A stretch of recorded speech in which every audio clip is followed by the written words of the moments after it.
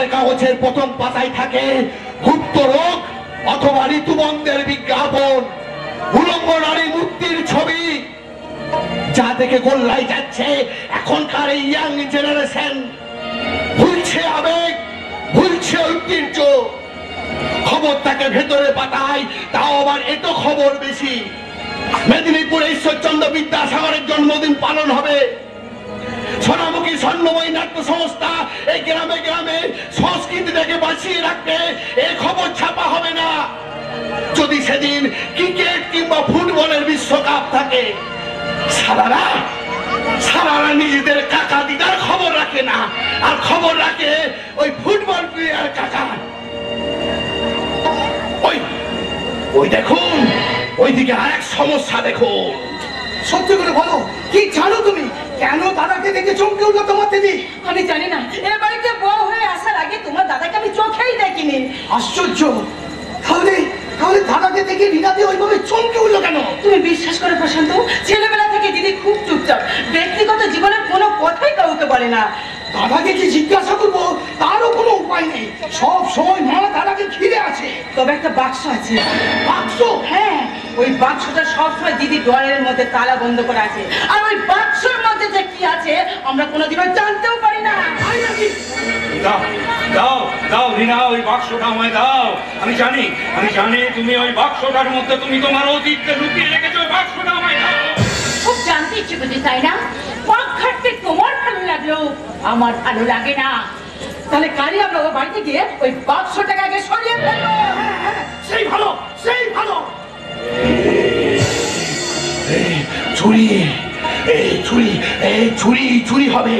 চুরি হবে ওই মেয়েটার সম্মান কাল। না আমি অকারণে এসব নিয়ে চিন্তা করছি কেন? আমি তো পাগল, আমি তো জিজ্ঞাসা চিহ্ন।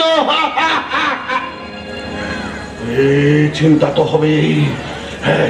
হবে, কারণ ওই বাক্সটা খুললে যে আমি বেরিয়ে পড়বো। হ্যাঁ, ওই দেখো, যাদেরকে নিয়ে এত চিন্তা তারা দিব্যি আছে। আর ওই দেখো কেমন করে স্নেহ মায়া মমতা দিয়ে শান্তকে আঁকলে রেখেছে তার মা। ওই দেখো।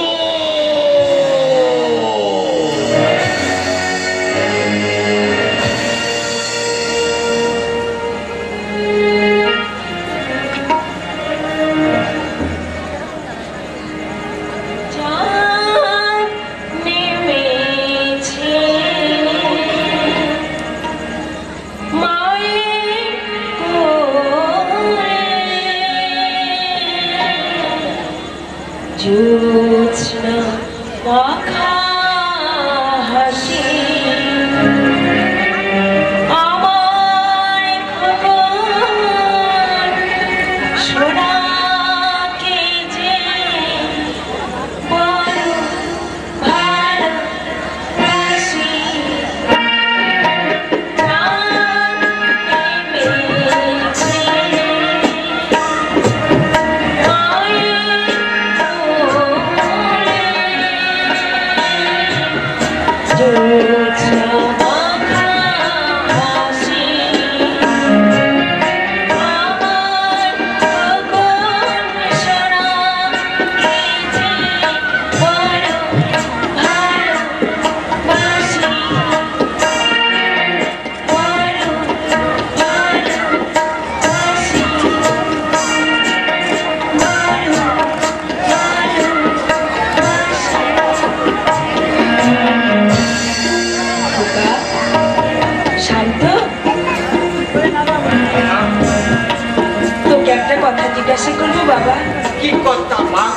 কদিন ধরে লক্ষ্য করছি তুই বাড়িতে ঠিক মতো খাওয়া দাওয়া করছিস না, রাতে বাড়ি ফিরছিস না।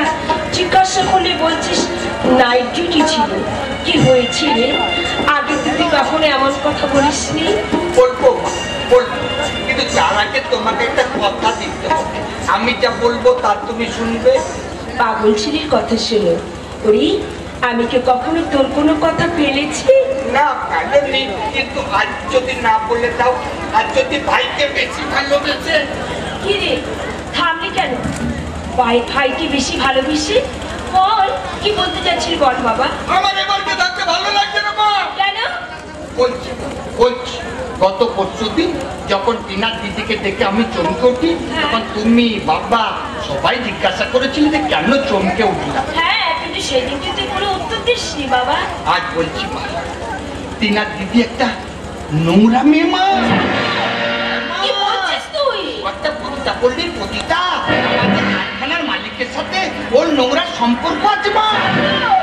তাই ওইরকম একটা বাজে পরিবারে ছোট জাতের মেয়ের সঙ্গে ভাই সংসার করলেও আমি কিছুতেই টিনার সাথে এ বাড়িতে থাকতে পারবো না। মানে তুমি ভাই আর টিনাকে এ বাড়ি থেকে তাড়িয়ে দাও। তুই কি পাগল হয়ে গেছিস? আমি কেমন করে ওর সন্তান বৌমাকে এ বাড়ি থেকে তাড়িয়ে দেবো? ভুলে যাস না আমি তোর মতন ওদেরও মা। না, আমি সব জানি না মা, তুমি না পারলে বলো আমি ওদের বাড়ি থেকে চলে যেতে বলছি। আরে না খোকা, এমন কথা তুই বলিস না। একজন জজ সাহেবের স্ত্রী হয়ে বিনা দোষী কাউকে আমি সাজা দিতে পারি না বাবা। আমি জানি মা, তা তুমি পারবে না। তাহলে এক কাজ করো, ওরা থাকবো কে বাড়ি, চলো তুমি আর আমি অন্য কোথাও চলে যাই। চলো অন্য কোথাও চলে যাই। না, আপনাদের কোথাও যেতে হবে না মা। আমি আড়ালে দাঁড়িয়ে সব শুনেছি, তাই বলছি আমার জন্য এই সংসার ভাঙুক, এই পরিবার ভাঙুক, তা আমি চাই না মা, তা আমি চাই না, আমি চাই না। বৌমা শোনো না, বলছি তুমি তোমার দাদার কথা কিছু মনে করো না। জানোই তো তোমার দাদা একটু ওইরকম। কিন্তু মা, আমার দিদির সম্পর্কে এত বড় কথা শোনার পরও আমি কোন মুখ নিয়ে এখানে থাকবো আপনি বলতে পারেন মা? চোরের মায়ের বড় বলে যাবি তো চলে যাবে, এখন কামি করার কি আছে? শান্ত শান্ত, তুই শান্ত বাবা, তুই চুপ কর। না বৌমা, তুমি এই বাড়ি থেকে চলে যেও না। তুমি এই বাড়ি থেকে চলে গেলে আমার প্রশান্ত যে বাড়ি থেকে চলে যাবে বৌমা। আমি তোমার মনের অবস্থা বুঝতে পারছি মা, কিন্তু একবার চিন্তা করে দেখো, দাদার এইভাবে টিনার দিদিকে অপমান করা কি ঠিক হয়েছে? আমি জানি বাবা, কিন্তু তুই তো জানিস ও তো এরকম। কেন কথা বাড়াচ্ছ মা? তুমি কেন কথা বাড়াচ্ছ? ওদের বাড়ি থেকে চলে যেতে বলো। দিদি পতিতা কবে শুনবেন টিনা? মা না, যেতে বন্ধ কর। শান্ত, তুই শান্ত। আমি বলছি তোরা এই বাড়ি থেকে কোথাও যাবি না। না না, যে না এই কথা শোনার পর আমরা এক মুহূর্তে বাড়িতে থাকতে পারি না। চলো চলো টিনা, চলো চলো আমরা এই বাড়ি থেকে চলে যাই। চলো প্রশান্ত, না না যাস না। মা, আপনি কেন করেছিলেন? কেন বারবার আটকাতে চাইছো মা? কেন শুধু শুধু আমাকে দুর্বল করে দিচ্ছ? এই তোরা যদি আর এক মুহূর্তে বাড়িতে থাকিস না, তোরা কিন্তু মায়ের পরাবো দেখতেই বলে দিলাম।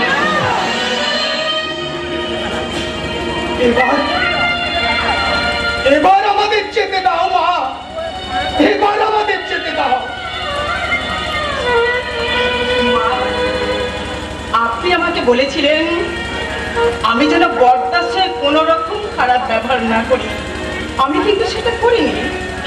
আজ বরদার যে ব্যবহার আমাদের সঙ্গে করেছে, তাতে কি আপনি সাই দিতে পারবেন মা? বলুন বলুন, আপনি চুপ করে আছেন কেন? বলুন আপনি পারবেন।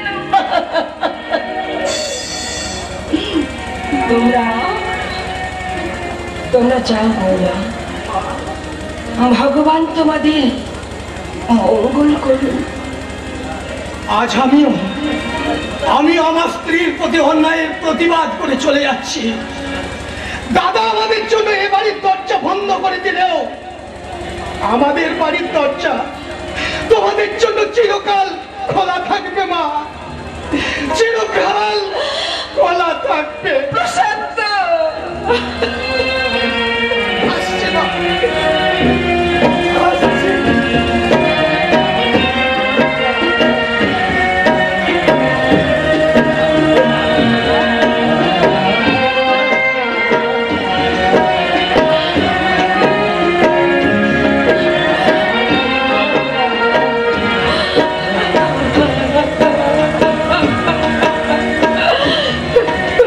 প্রশান্ত,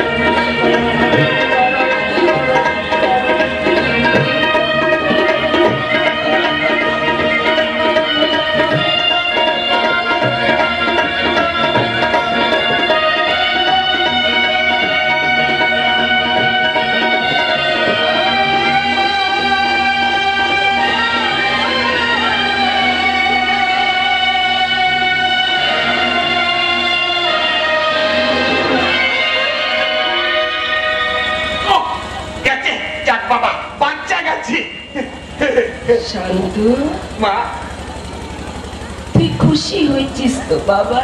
হ্যাঁ মা, আমি খুব খুশি হয়েছি মা, আমি খুব খুশি হয়েছি। এবার খালি এ বাড়িতে আমি তোমাকে মা বলে ডাকবো, তুমি শুধু আমার মা আর আমি শুধু তোমাদের ছেলে। আর সুশান্তকে যে রোগে ধরেছে ও দুদিন বাদে এসে যাবে মা। মা, আমি তোমাকে ছেড়ে থাকতে পারবো না মা, তোমাকে ছেড়ে আমি কিছুতেই থাকতে পারবো না। তুমি তুমি শুধু আম্মাকেই ভালোবাসবে, আম্মাকেই আদর করবে, আম্মাকেই কথা বলে ডাকবে। আর তার যদি না হয় তাহলে আমি কিন্তু বিষ খেয়ে আত্মহত্যা করবো। এই আমি বলে গেলাম মা, এই আমি বলে গেলাম, আমি কিন্তু বিষ খেয়ে আত্মহত্যা করবো।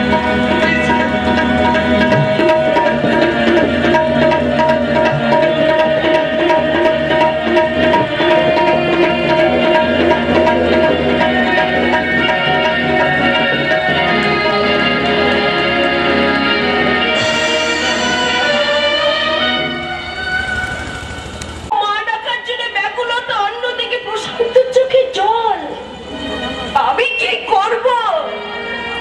এক হতভাগিনী মায়ের এখন কি করা উচিত? পদ বলে দাও, পদ বলে দাও। ব্যথার বালিশে মুখ গুজে কান্না ছাড়া এই হতভাগিনী মায়ের তো কোনো উপায় নেই, কোনো পথ নেই।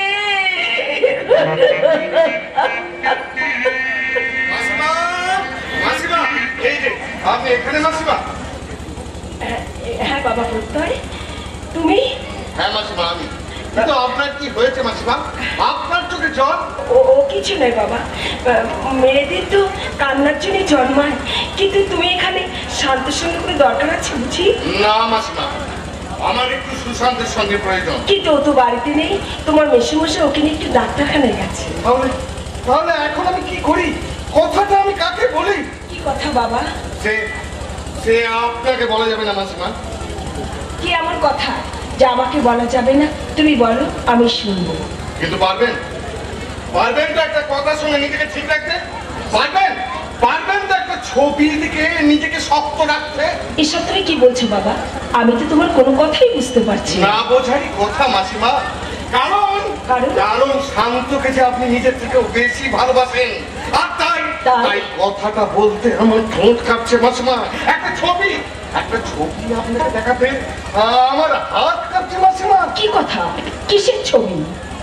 আপনার ছোট ছেলে সুশান্ত মনিকা নামে এক সৎ সাহসী নির্ভীক মহিলাকে ভালোবাসতো, আর বিয়ের দিনে সেই মনিকার খুন হয়। হ্যাঁ, তাই তো সুশান্তর বিয়েই করলো না। মনিকাকে যে খুন করেছিল তার একটা ছবি আমি পেয়েছি মাসিমা। চিনে গেছি আপনার ভাবি পুত্রবধূর খুনিকে। কে সে? দেখুন, মনিকাকে যখন খুন করছিল তখন আড়াল থেকে এই ছবিটা তোলা হয়।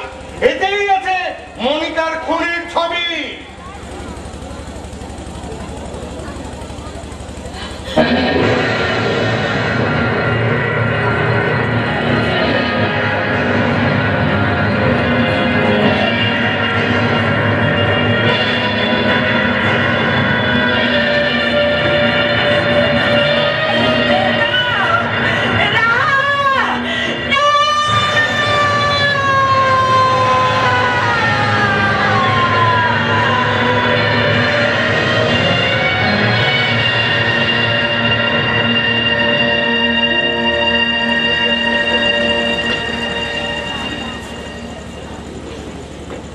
এসব কি বলছেন দিদি? এর কথা তুই আমাদের আগে কাই বলিস না দিদি? আজও বলতাম না যে তুই সুটকেসটা চুরি করতে গিয়ে হাতে হাতে না ধরা পড়তিস। সেদিন ওখান থেকে আমাকে ওই মানুষটাই উদ্ধার করেছি। ভাবতে পারছি না, আমি কিছুই ভাবতে পারছি না। জেনে কি লাভ? সহানুভূতি, সান্ত্বনা, মিথ্যে প্রতিশ্রুতি পারবে আমার হারিয়ে যাওয়া জীবনটা ফিরিয়ে দিতে পারবে? দিদি না রে দিদি না, আর আমরা চুপ করে থাকবো না রে দিদি। কিন্তু আমার দাদা যে আপনাকে সবার সামনে ছোট করেছেন। কৌরবদের সভাতে দ্রৌপদীকে হতে হয় ভাই। না দিদি, আর আমরা চুপ করে বসে থাকবো না। তোর উপরে যে অন্যায় অত্যাচার করেছে তার প্রতিকার আমরা করবোই রে দিদি। চিত্রীরা, ও মা, কোথায় গেলে সব? মা, মা, তুমি এ বাড়িতে? আমি তো আমাকে কি সত্যি বিশ্বাস করতে পারছি না মা। হ্যারি, তোরা চলে আসার পর আমি সত্যের অফিসে সত্যকে ফোন করি, তারপরে আমি ঠিকানা তার কাছ থেকে পেলাম। তাই তাই সন্তান মাকে বলবো যে ছেড়ে থাকতে পারে, কিন্তু মা কি সন্তানকে ছেড়ে থাকতে পারে? ভালো করেছেন, আপনি খুব ভালো করেছেন। তাই তো তোমরা ওই বাড়ি থেকে চলে আসার পরে বাড়িটা যেন কেমন হয়ে গেছে। মনে হচ্ছে পুকুর রোদে একটা টাটকা তাজা গোলাপ ফুলের বাগান এক নিমিষে শুকিয়ে গেছে। কেন মা, কেন? দাদাকে নিয়ে তোমার তো বাড়িতে ভালো থাকার কথা। চিরকাল তো তুমি দাদাকে নিয়ে ভালোই ছিলে। প্রশান্ত, হ্যাঁ মা, জ্ঞান হবার পর থেকেই দেখে আসছে তুমি একই সাথে একই থালায় একই খাবার দুজনকে খেতে দিতে। খালি দাদাকে ভাত মেটে খাইয়ে দিতে আর আমাকে আমাকে খেয়ে নিতে বলতে। এটাই যে পার্থক্য। প্রশান্ত, তুই? হ্যাঁ, আমি আমি বাবা মা ভাই সবাইকে ছেড়ে গেলাম হোস্টেলে থেকে পড়াশোনা করতে। আর দাদাকে মা নিজের কাছে রেখে দিল। আমি হোস্টেলের রুমে পাঁচ বালিশটাকে জড়িয়ে ধরে একাকিত্বের যন্ত্রতে কাঁদতে কাঁদতে ঘুমিয়ে পড়তাম। আর মা তখন দাদার মাথায় হাত বুলিয়ে গান গাইতে গাইতে ঘুম পাড়িয়ে দিত। তাই না মা? ওই প্রশান্ত, তোর যন্ত্রণাটা আমি বুঝি বাবা, আর বুঝি বলেই তো দৌড়ে এলাম তোর কাছে। ভালো করেছেন মা, আপনি খুব ভালো করেছেন। আপনার ছেলেও আপনাকে কদিন ধরে দেখার জন্য খুব মন খারাপ করছিল। হ্যাঁ মা, খুব খুব ইচ্ছে হচ্ছিল, খুব ইচ্ছে হচ্ছিল তোমার দেখা, তোমার সাথে কথা বলা। আমি জানি না, আমি জানি দাদার পরামর্শে তুমি আমাদের ও বাড়ি থেকে তাড়িয়ে দিলেও আমি তো কোনোদিনই তোমাকে, বাবাকে, সুশান্তকে আমার মন থেকে মুছে ফেলতে পারবো না মা, মুছে ফেলতে পারবো না। বিশ্বাস করো, বিশ্বাস করো, তুমি দাদাকে সবার চেয়ে বেশি ভালোবাসলেও আমি তো দাদাকে কোনোদিন অশ্রদ্ধা করিনি। তাহলে কেন কেন আজ আমি তোমার স্নেহ ভালোবাসা থেকে বঞ্চিত হলাম? বলতে পারো মা, বলতে পারো। আমি জানি বাবা, আমি জানি এই বেশি ভালোবাসাটা তোর কাছে বড় যন্ত্রণাদায়ক, কিন্তু একবারও তো তোর কেউ জানতে চাসনি কেন ওকে আমি বেশি ভালোবাসি মা? তাহলে আজ আমি জানতে চাইছি মা, বলো বলো কেন বেশি ভালোবাসো? ওর তখন মাত্র 4 বছর বয়স, তখন কেউ তোরা পৃথিবীতে আসিসনি। ডাক্তার চেক আপ করে বলল ও প্রতিবন্ধী। তারপরে লক্ষ্য করলাম প্রতি অমাবস্যায় ওর মধ্যে একটা অদ্ভুত পরিবর্তন, প্রতি অমাবস্যায় অদ্ভুত ভাবে পাল্টে যায়। হ্যাঁ, বিশ্বাস কর তোরা সেই রূপ দেখিসনি, কিন্তু আমি দেখেছি। ওর চোখ দুটো কেমন জবা ফুলের মতো লাল হয়ে যায়, ওর ঠোঁট দুটো কাঁপতে থাকে, আর ও শুধু পরিত্রাহী ভাবে চিৎকার করতে থাকে।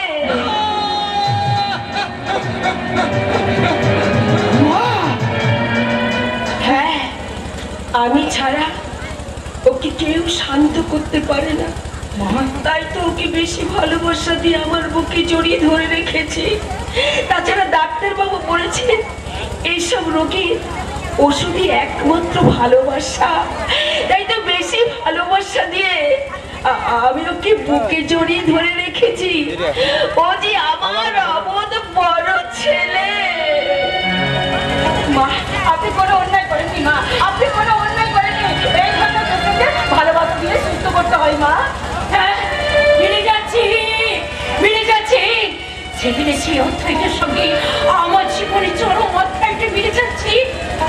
মাসিমা, আপনার কি মনে আছে সেই দিনটা কালী পুজো রাত ছিল, বারোই কাঁদতে? হ্যাঁ, ওই দিন আমাদের বাড়িতে পুজো হচ্ছে, চারিদিকে ঢাকের আওয়াজ, কাশির আওয়াজ, বোমের আওয়াজ, কিন্তু তোমাকে এরকম দেখাচ্ছে কেন মা? মাসিমা, ওই দিনটাই যে আমার জীবনে চরম সর্বনাশের দিন।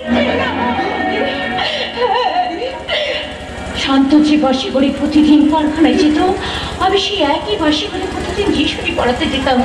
ওর সাথে আমার ওই বাসি আলাপ। তারপর ওর প্রতি আমি মনে মনে ভালোবেসে ফেলি। তারপর কালী পুজো রাতে ও আমাকে নিয়ে বেড়াতে চায়। আমি হঠাৎ লক্ষ্য করে দেখি ওর মুখ দিকে কোনো কথা নেই। ও আগুনের কথার চোখ নিয়ে আমাকে যখন তাকায়, আমি ভয় চিৎকার করে আমার মুখে চাপা দিয়ে হাত বেঁধে আমার জীবনে চরম সর্বনাশ করে। একবার আমি জ্ঞান হারিয়ে ফেলি। আমি যখন জ্ঞান ফিরে পেলাম তখন জানতে পারলাম ওই রতনদা 25,000 টাকার বিনিময়ে আমাকে প্রতিটা পল্লীতে বিক্রি করে দিয়েছে। হ্যাঁ রিনা, হ্যাঁ, আমি তোমাকে সেদিন 25,000 টাকার বিনিময়ে ওই প্রতিটা পল্লীতে বিক্রি করেছিলাম। না ভাই, না না না না, আমি জিজ্ঞাসা নই, আমি রতন। হ্যাঁ, রতন। একমাত্র ছেলেটাকে অপারেশনের থেকে বাঁচাবার জন্য আজ আমি সব হারিয়েছি ভাই, সব হারিয়েছি। সব হারিয়েছেন? ডাক্তার বলল এক রাতের মধ্যে 50,000 টাকা জোগাড় করতে না পারলে আমার ছেলেটাকে আর বাঁচানো যাবে না।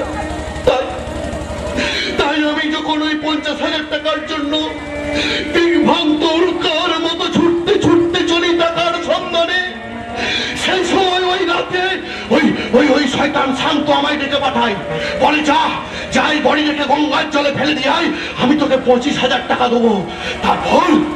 তারপর তোমাকে নিয়ে যখন আমি ওই গঙ্গার জলে ফেলতে যাই, তখন দেখি তোমার জ্ঞান আছে, আর আমি বাকি 25,000 টাকাও কোথায় পাবো।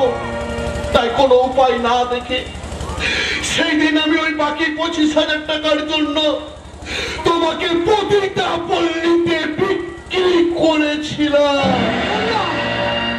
তারপর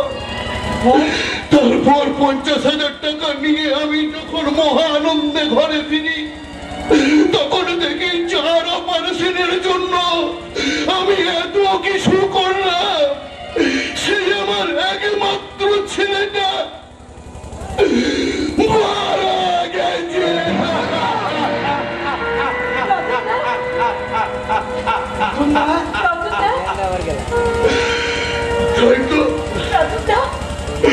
তাই তো পাপের প্রায়শ্চিত্ত করব বলে আমি তোমার সেদিনের পর থেকে অনেক খুঁজেছি না, কিন্তু ওই প্রথম পার্কে দেখার পর থেকে আমি তোমাকে ছায়ার মতো আঁকলে রেখেছিলাম। যদি পারো এই অধর্মকে তুমি ক্ষমা করো রিনা, এই হতভাগাটাকে তুমি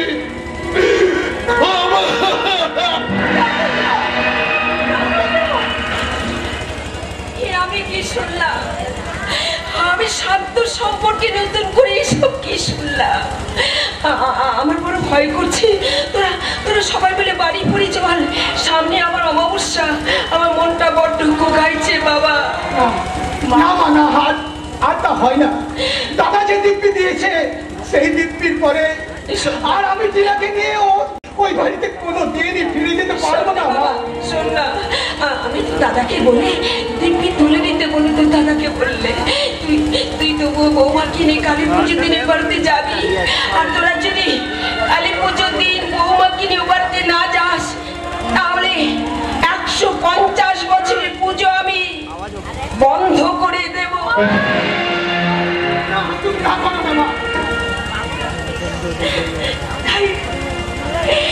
আমি তোর আশার পথে থাকবো বাবা।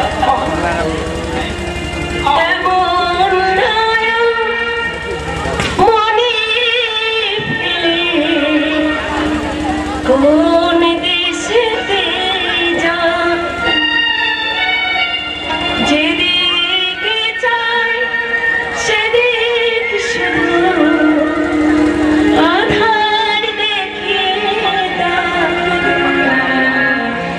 এখন আমার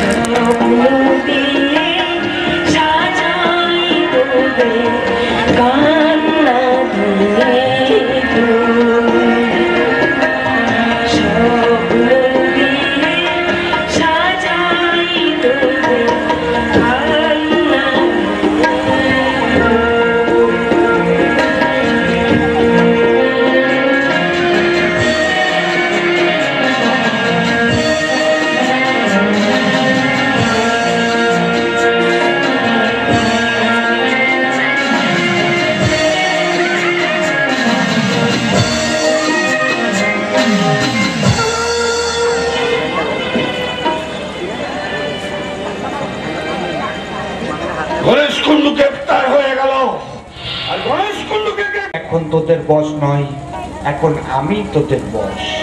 আর আমার কথার অবাধ্য হলে কি করছো কি জানো বলে যাবো আমি কথা দিচ্ছি তোমার কথা অনেক কাজ হবে। আজ থেকে তুমি আমাদের বস। তবুও শান্ত তোদের বিশ্বাস করে না। আরে বাবা আমি গান কবুল করবো, তোমার সঙ্গে কথা করবো না। না, কারণ এই পথে যারা পা দেয় সব সালা শয়তান, আর শয়তানদের কখনো বিশ্বাস করতে নেই। মোহিনী, পরের কাজটা বুঝিয়ে দাও। বিনিময়ে 50,000 টাকা। লেকিন পুলিশের ঝামেলা হবে। সব সামলাবো আমি।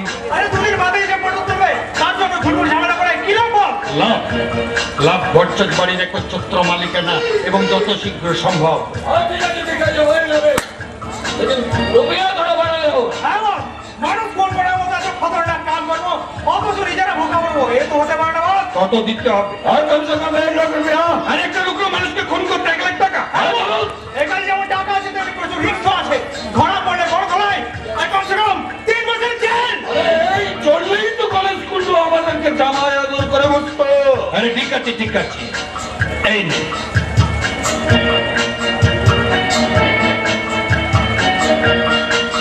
এই নে 20,000 एडवांस। 7 दिन के अंदर मेरा काम हो जाना चाहिए। खत्म होने के बाद बाकी 80,000 रुपया जरूर मिल जाएगा। अंडरस्टैंड? Okay boss.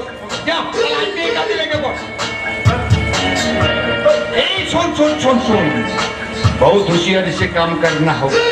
क्यों चलो जानते ना पारे कि सुशांत के खून करते आमी भाड़ाटे गुंडा লাগিয়েছি।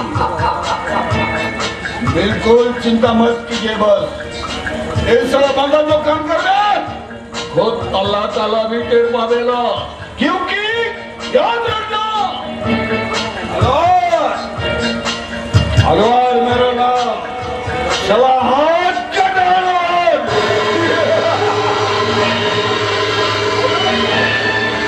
মোহিনী, শান্ত, তোমার তো আর বেশি দেরি নেই রাস্তা পরিষ্কার হতে। তোমারও আমি হয়তো আর বেশি দেরি নেই মোহিন। এসো, কোথায় নিয়ে যেতে চাও? মর্তের নন্দন কাননে। চলো। এসো, আমার সাথে এসো। হ্যাঁ তুমি চলো, আমি আসছি।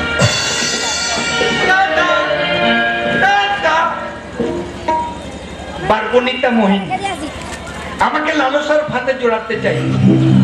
আমাকে বিয়ে করে ঘর পাতার লোভে সাথী পাগল হয়ে গেছে। কিন্তু জানেন না যে শান্ত কত বড় হারামি। চা খা ভার শান্ত আলমারিতে সাজিয়ে রাখে না, ছুঁড়ে নর্দমায় ফেলে দেয়। এবার ওকে আমি যেমন নাচাবো তেমনি নাচবি। টাটা থই টাটা থই টাথই টাথই টাটা থই টাটা থই টাথই টাথই টাটা থই টাটা থই টাথই টাথই থেই টাথই টাথই থেই থেই থেই।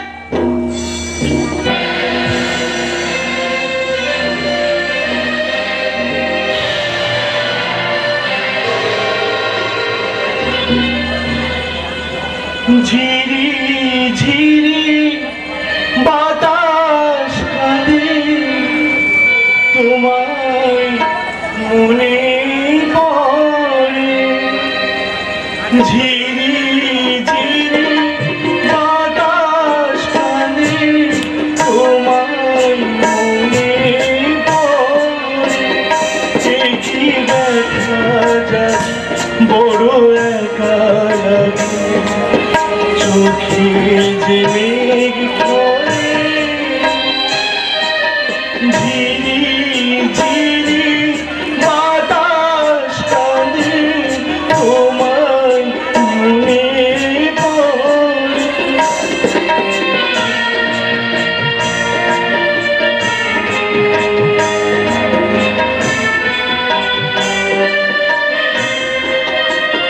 লোকে বলে যে হায় নীলা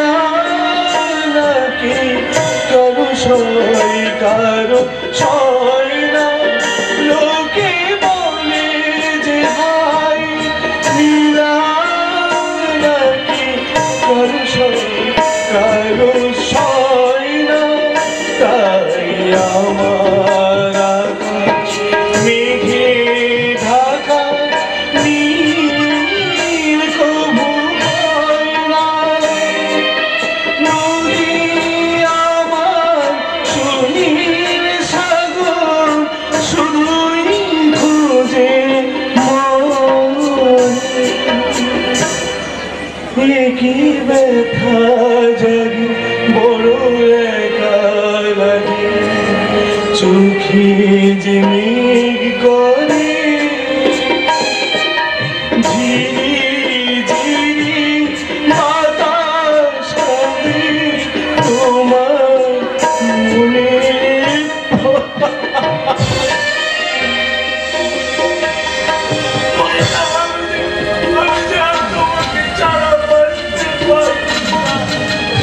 তোমাকে ছাড়া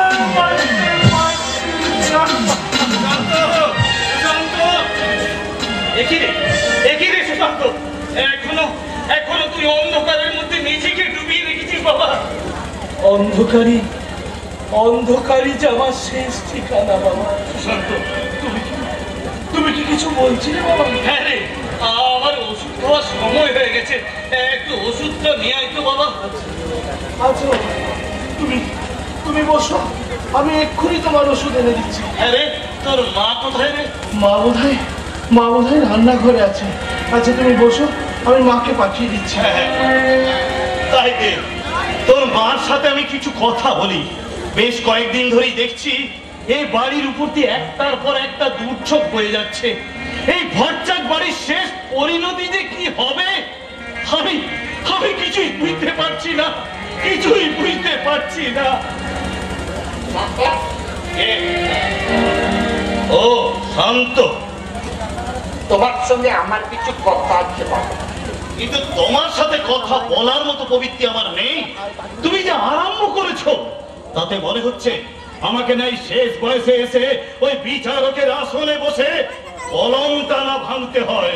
এসব তুমি কি বলছো বাবা? আমার নামে তোমাকে কি কেউ কিছু বললেছে? প্রথম দিন বিকাশ বাবুর কথা আমার বিশ্বাস না হলেও এরপর থেকে তোমার কার্যক্রম আমাকে ভাবাচ্ছে বই কি। বাবা শান্ত, আমি বলি কি, তুই যে পথে চলেছিস বাবা, আমার মনে হয় সে পথটা সঠিক পথ নয়। আরে পথটা পাল্টা, না হলে আমাকেই মতটা পাল্টাতে হবে। তার আগে তোমাকে তো একটা দলিলের বয়ান পাল্টাতে হবে বাবা। মানে মানে বুঝলি না? আমি বুঝিয়ে বলছি। দেখো, প্রশান্ত বউকে নিয়ে আলাদা হয়ে গেছে, শুনেছি ওর নাকি একটা ভালো চাকরিও পেয়েছে। তাহলে ওর কোনো চিন্তা নেই। আর সুশান্তকেও যে লোকে ধরেছে ও দুদিন বাদ এসে যাবে বাবা। শান্ত, কি বলতে চাইছিস তুই? আমি বলতে চাইছি যে বাবা, আমি একটা সামান্য কারখানায় চাকরি করি। কারখানা যখন তখন লোক আউট হয়ে যেতে পারে, তখন আমার কি হবে বাবা? শান্ত, তাই বলছিলাম কি, যে তোমার স্থাপর অস্থাপর সমস্ত সম্পত্তি তুমি আমার নামে লিখে দাও বাবা। আমি কথা দিচ্ছি, তোমার আর মায়ের সমস্ত দায়িত্ব আমার। স্পর্ধার একটা সীমা থাকা যায় শান্ত। তুই দেখছি আস্তে আস্তে সীমার বাইরে চলে যাচ্ছিস। আরে আমার সামনে দাঁড়িয়ে, হ্যাঁ আমার সামনে দাঁড়িয়ে আমাকে অর্ডার করার মতো সাহস তোর হলো কোত্থেকে? বাবা তুমি রেগে যাচ্ছ কেন? মাথা গরম করে এসব কাজ হয় না। দেখো দেখো, 12 প্যাটুরির জন্য কোর্ট পেপার আমি সাথে করে নিয়ে এসেছি। তুমি শুধু একটা সই করে দাও, তারপর সব ব্যবস্থা আমি করে নেবো। অসম্ভব! অবসর নিয়ে নিলেও আমি একজন বিচারক ছিলাম, সেই কথাটা তুই ভুলে যাস না। সারাটা জীবন আমি মানুষের সঠিক বিচার করেছি, আর আজও তাই করবো। কান খুলে শুনে রাখ, এই মুহূর্তে এই সম্পত্তির ভাগ আমি কাউকে দেবো না। হ্যাঁ, যখন সময় হবে তখন প্রশান্ত আর সুশান্তর সাথে তুইও তোর ভাগ পেয়ে যাবি। আমি ভাগ চাই না, আমি কোনো সম্পত্তি নাই চাই বাবা। বাবার সাথে কিভাবে কথা বলতে হয় তাও তুমি ভুলে গেছো। লিখে দেব না আমি। কি করবি তুই? বাবা মাথা গরম করে দিও না বাবা। মা এবারে আসার আগে তুমি সইটা করে দাও। না, সই আমি করবো না। তুমি সইটা করে দাও বলছি। আমার মাথার মধ্যে কেমন হচ্ছে, আমি কিন্তু মাথা গরম হয়ে যাবে। ফিরে যা বাড়ি থেকে। সই আমি করবো না।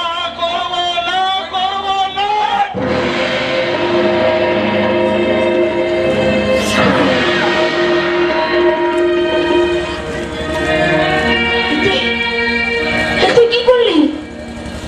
তুই তোর বাবার গায়ে হাত তুললি? দেখো না, বাবাকে একটা সই করে দিতে বললাম, বাবা সইটা করলো না। তাই শুনছো সুলোচনা, শুনছো? তোমার আদরের বড় খোকা শান্তর কথা শুনছো? ও আমাকে এই দলিলে একটা সই করে দিতে বলেছিল, আর আমি করিনি বলে আমার গালে চড়। বাবার কাছে ক্ষমা চেয়ে নে শান্ত। পারবো না মা। শান্ত, এবার আমি বুঝতে পেরেছি এতদিন আমি কি ভুল করেছি। মা! হ্যাঁ মা, মা যেমন সন্তানকে স্নেহ মায়া মমতা দিয়ে ভালোবাসতে পারে, তেমনি সন্তানের অন্যায় দেখে তাকে শাসনও করতে পারে। এতদিন তুই মায়ের ভালোবাসার রূপটা দেখেছিস, কিন্তু মায়ের কঠিন রূপটা দেখিসনি। যেদিন থেকে তুই প্রশান্তর বৌমাকে এবার থেকে দাঁড়িয়ে দিয়েছিস, সেদিন থেকে আমার মনটা বড্ড কুকাই ছিল, আর সেই সন্ধ্যাটা মিলে গেল। চুপ করো মা, চুপ করো। তুমি কিছু বললে আমার ভীষণ কষ্ট হয় মা। আর সন্তানের দুর্নীতি দেখে বলছি মায়ের কোনো কষ্ট হয় না, তাই না? কান খুলে শুনে রাখো কা, এই তোকে শেষবারের মতো বলছি, ফের যদি কোনোদিন তোকে কোনো অন্যায় করতে দেখি, তাহলে তুই মমতাময়ী মা রণচণ্ডী মূর্তি ধারণ করে তোর সামনে এসে দাঁড়াবে। তুই আমার স্বামীর গায়ে হাত তুলতে পারিস, আর আমি তোর গায়ে হাত তুলতে পারি না, এটা তুই ভাবলি কেমন করে? মা, তুমি এত আমায় বকছো কেন মা? আমার ভালো লাগছে না। আমি কতবার বলবো, আমার মাথা গরম হলে আমার কোনো হোশ থাকে না। হুশ থাকতো? কোনটা বাবা, কোনটা মা? সেই হুশ থাকতো যদি আমি তোকে পেটে ধরতাম। বলতে দাও গো, বলতে দাও। এই জন্ম সত্যি কথাটা বলার জন্য বারবার চেষ্টা করেছি। এই মানুষটা বাধা দিয়েছে, পাচ্ছে সেই সত্যটা শুনে তোর কোনো কষ্ট হয়, আর সেই মানুষটার গায়ে হাত তোলার সময় তোর হুঁশ ছিল না। বাড়ি আজকে সন্তান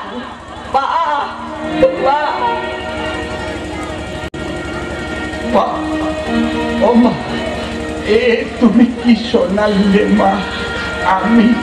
আমি তোমার নিজের না, না, তুই আমার নিজের ছেলে নোস। তোর যখন 6 মাস বয়স, তখন তোর আশ্রয়দাতা বাবা একটা অনাথ আশ্রম থেকে তোকে এনে আমার করে দিয়ে বলেছিল, শুনেছো না, তুমি মা না হতে পারছো না, তুমি কেন না, আজ থেকে তুমি একে মানুষ করো, তুমি এর মা।